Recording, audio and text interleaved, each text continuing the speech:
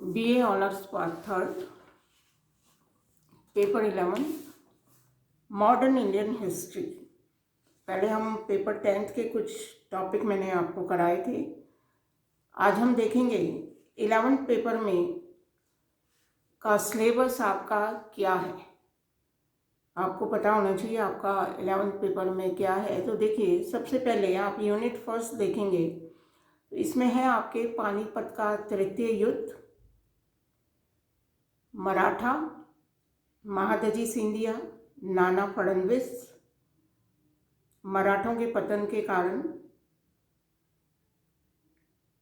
बंगाल में ब्रिटिश साम्राज्य की स्थापना और 1772 से 1793 तक बंगाल में जो प्रशासनिक परिवर्तन हुए उनके बारे में आपको फर्स्ट यूनिट में पढ़ना है।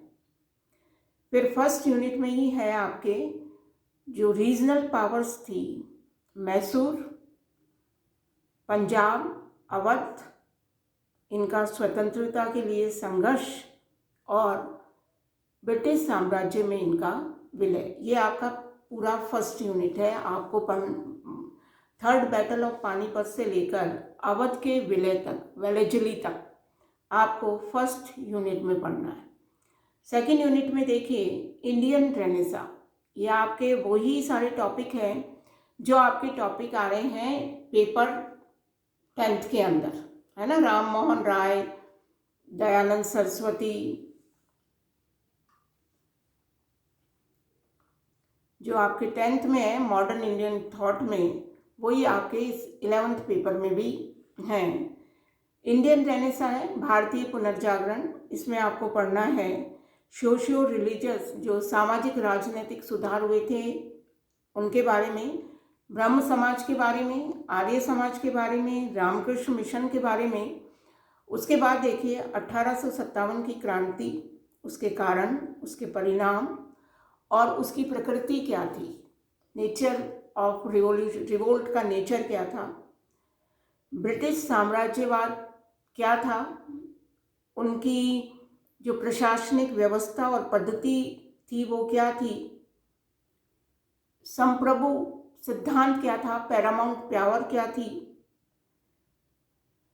रेयतवाड़ी व्यवस्था पढ़ना है, महलवाड़ी व्यवस्था आपको पढ़ना है इसमें, और आर्थिक प्रभाव भारत पे क्या पड़ा ब्रिटिश आगमन का या ब्रिटिश शासन का, ये आपको पढ़ना है यूनिट सेकंड के अंदर। थर्ड यूनिट में देखिए आपको पढ़ना है राष्ट्रीय आंदोलन। भारत का जो राष्ट्रीय आंदोलन था उसे आपको पढ़ना है। उसमें आपको पढ़ना है तिलक को, गोखले को, जो उदारवादी नेता के रूप में जाने जाते हैं, फिर जन आंदोलन के नेता गांधी के पूरे मूवमेंट आपको पढ़ने हैं, पूरे आंदोलन पढ़ने हैं, असहयोग आंदोलन, सविनय अवज्ञा आंदोलन, क्विट इंडिया मूवमेंट, भारत छोड़ो आंदोलन। उसके बाद मुस्लिम सांप्रदायिकता जो थी उसको आपको पढ़ना है। 1919 में जो द्वैत शासन पद्धति शुरू हुई उसे पढ़ना है।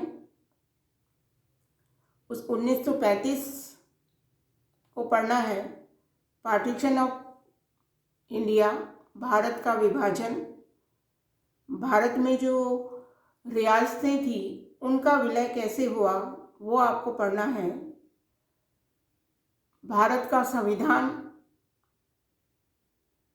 और 1956 में पुनः जो एकीकरण हुआ उसको आपको पढ़ना है।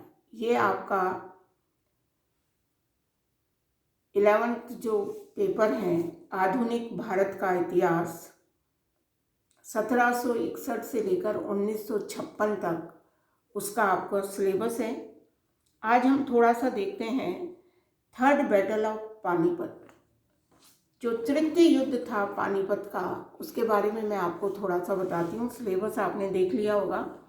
देखिए सेकेंड यूनिट के कुछ चैप्टर मैंने आपको जो 10th उसमें कराए हैं उससे आप पढ़ सकते हैं।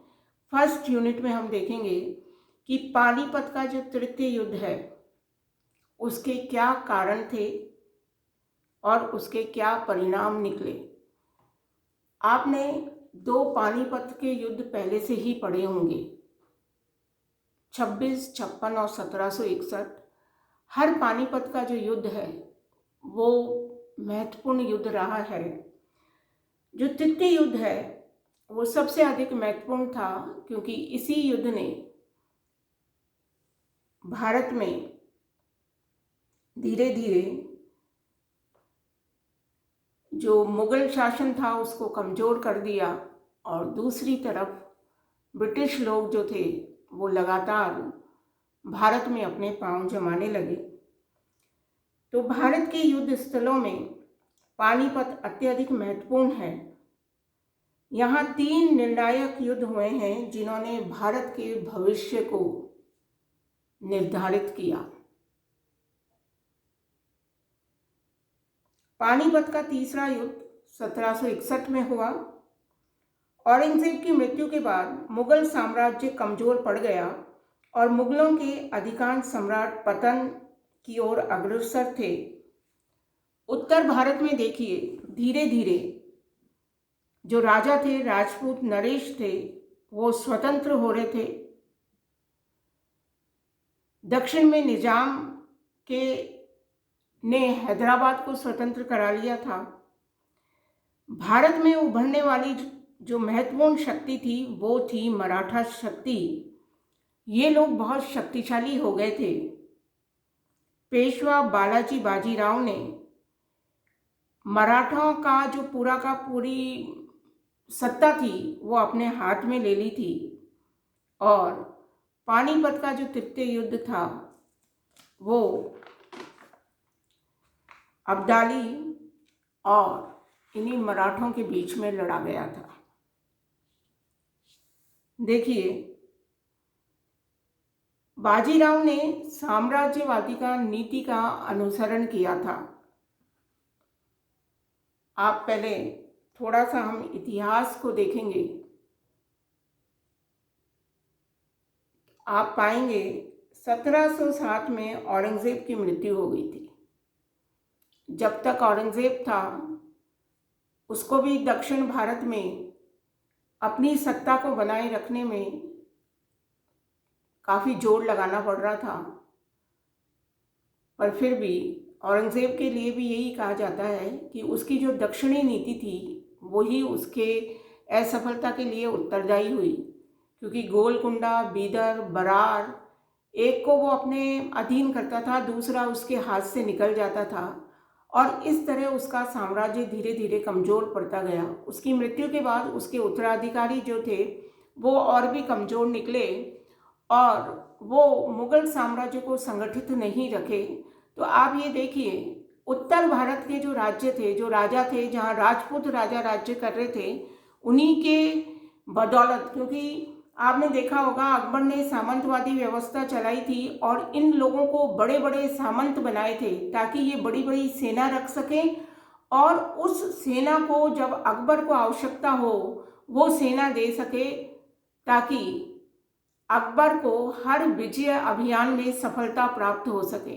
अकबर ने राजपूतों से मित्रता जो करी थी उसका उद्देश्य ही यही था, क्योंकि राजपूत जो थे वो रणबांकुरे थे, वो युद्ध प्रिय जाति थी, स्वाभिमान प्रिय जाति थी। अगर वो इनसे विद्रोह कर लेता तो शायद भारत में कभी भी इतने बड़े साम्राज्य की स्थापना नहीं कर पाता। तो उसने इन्हें संतुष्ट करने के लिए, इनके स्वाभिमान की रक्षा करते हुए इन्हें बड़े बड़े सामंत पद दिए, जिसमें बड़ी बड़ी सेना होती थी।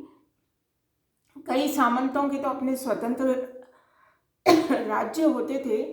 इस तरह उसने इस जाति को अपने मित्र के रूप में रखा, किंतु औरंगजेब ऐसा नहीं कर सका, और औरंगजेब के पतन के साथ ही मुगल साम्राज्य का पतन होने लगा। सारे के सारे जो राज्य थे स्वतंत्र हो गए। देखिए, उस समय आपने शिवाजी को पढ़ा होगा, तो शिवाजी के, औरंगजेब के समय से ही शिवाजी जो थे उन्होंने कई अभियान शुरू कर दिए थे।